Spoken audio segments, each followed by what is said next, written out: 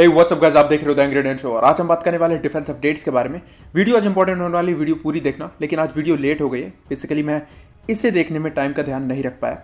लेकिन बात कर लेते हैं सबसे पहली अपडेट के बारे में, जो कि आ रही है बोइंग की तरफ से। तो आपको ऑलरेडी पता होगा FA-18 super hornet Indian navy ने लीज किए हैं। लेकिन यहाँ पर लीज करने के बाद इंडियन नेवी का ये बात कंप्लीट हो गई कि इंडियन नेवी को अब बेसिकली 37 ही कैरियर बॉर्न फाइटर जेट्स चाहिए।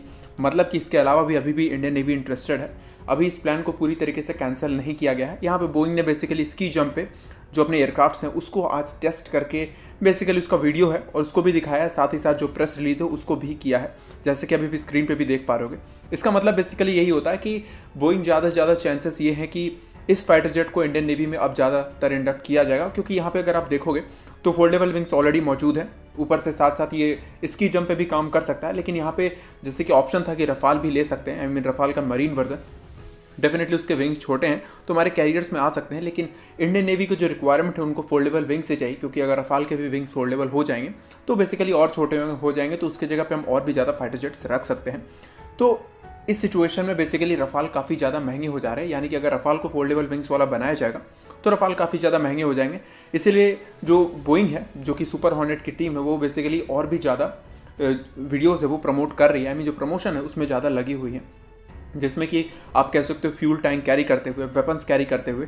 अभी आने वाले समय में ऐसी वीडियोस भी आने वाली हैं जिसमें कि FA-18 पूरे वेपन लोड के साथ इसकी जंप से टेक ऑफ करने वाला होगा। जैसे कि अभी स्क्रीन पे देख पा रहे होगे, ये जो वीडियो दिखाई यहाँ पे FA-18 के पास कोई भी वेपन, कोई भी फ्यूल टैंक नहीं था, सिर्फ एक एम्प्टी वेट लेकर, मतलब एयरक्राफ्ट का वेट लेकर ये FA-18 ने टेक ऑफ किया है। तो इसी तरीके के और भी वीडियोज़ इन फ्यूचर आने वाले हैं। लेकिन ये जो फाइटर जेट है इसके सेलेक्ट होने के चांसेस अब नज़र आ रहे हैं, क्योंकि इंडियन नेवी ने ऑलरेडी लीज पर लिया हुआ है। बात कर लेते हैं नेक्स्ट अपडेट के बारे में, जो कि आ रही है ATAGS की तरफ से। आपको ऑलरेडी पता होगा ATAGS का कुछ समय पहले बैरल बेसिकली ब्रस्ट हुआ था, मतलब कुछ हफ्तों पहले ही इसका बैरल ब्रस्ट हुआ था। तो यहाँ पे इंडियन आर्मी ने बेसिकली इसको रिजेक्ट किया था उस वक्त के लिए। लेकिन उसके बाद DRDO ने जब इसकी टीम चेक करने पे आई, तब इस पे जो समझ में आया कि जो ऑर्डिनेंस फैक्ट्री बोर्ड का जो एम्यूनेशंस है तो वो बेसिकली वहाँ पे ख़राब थे। तो यहाँ पे 155 mm की जो 52 कैलिबर की जो ATAGS है, इसको अभी और टेस्ट देने होंगे। करीबन 2000 से ज़्यादा इसके टेस्ट हो चुके हैं, लेकिन अभी भी इसको इंडियन आर्मी बेसिकली इंडक्ट नहीं करना चाह रही है। करीबन ऐसे 1580 गन्स की रिक्वायरमेंट है, जो कि 2500 करोड़ के आसपास इंडियन आर्मी को बेसिकली मिल जाएगी। लेकिन अगले साल भी इसके विंटर ट्रायल्स किए जाने हैं, मतलब कि जनवरी और फरवरी में विंटर ट्रायल्स होंगे।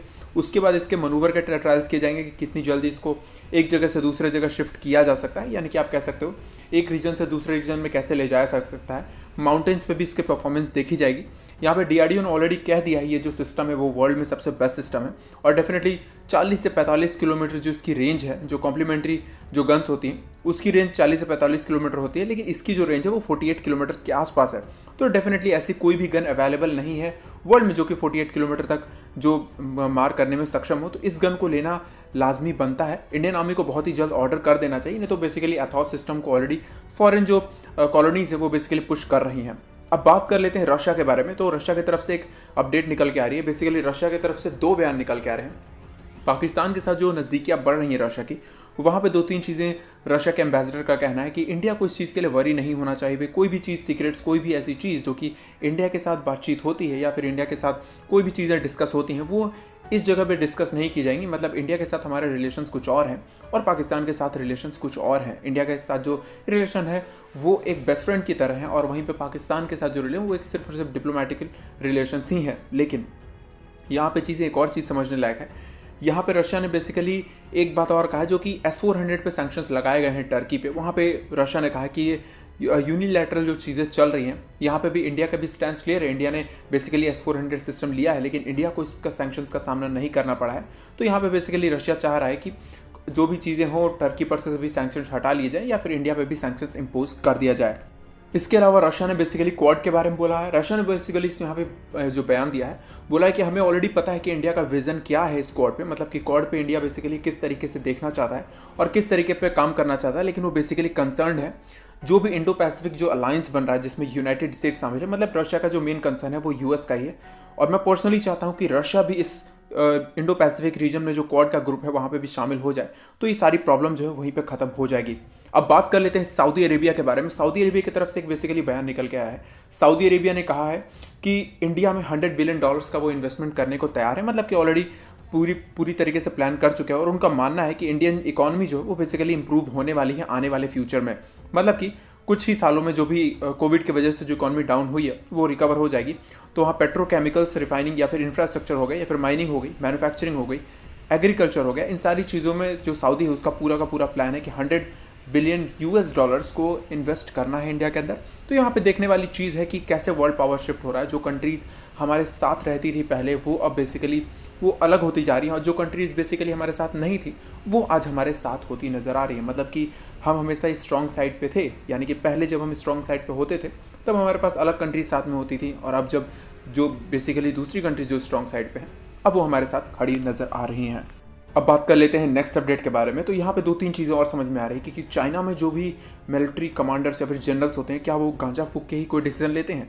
तो बेसिकली यहाँ पे देखने लायक है कि पीएलए के वेस्टर्न थिएटर कमांड के जो बेसिकली जो जनरल हैं जाओ जुआंगी, उनको रिप्लेस करके जांग जुडोंग, जिनको अभी नया जनरल बनाया गया है, वो बेसिकली जो वेस्ट साइड है मतलब तिब्बत का एरिया है वहाँ पे बेसिकली वो कभी सर्व ही नहीं किया। उन्होंने जितना भी सर्व किया है, जहाँ पे भी पोजीशन ली है वो बेसिकली रशिया है या फिर नॉर्थ कोरिया का ये जो रीजन है वो वहाँ पे पोजीशन लिया है। तो यहाँ पे देखने लायक है कि चाइना का जो डिसीजन है वो किस तरीके से चल रहा है। जिस इंसान को तिब्बत के बारे में कुछ भी नहीं मालूम उसको आपने लद्दाख और तिब्बत की पूरी बागडोर संभाल दी, जो कि पूरे नेपाल और नॉर्थ ईस्ट रीजन और साथ ही साथ इंडिया का जो लद्दाख का रीजन है वहाँ पे पूरी तरीके से निगरानी रखने लायक होगा। तो अब देखना ये होगा कि आने वाले फ्यूचर में कैसे कैसे चीज़ें चलने वाली हैं। अभी भी इंट्रोडक्शन होता रहेगा या फिर चीज़ें अब होनी बंद हो जाएंगी, क्योंकि ये उतने एक्सपीरियंस नहीं है किसी भी माउंटेन रीजन में। ये सारी चीज़ें आने वाले समय में देखने लायक होंगी। तो आज के वीडियो के लिए इतना ही। अंत तक वीडियो को देखने के लिए धन्यवाद। चैनल को जरूर सब्सक्राइब कर देना, वीडियो को लाइक कर देना, और इससे पहले मैंने एक और वीडियो डाली थी वो भी जरूर जाके देख लेना। जय हिंद।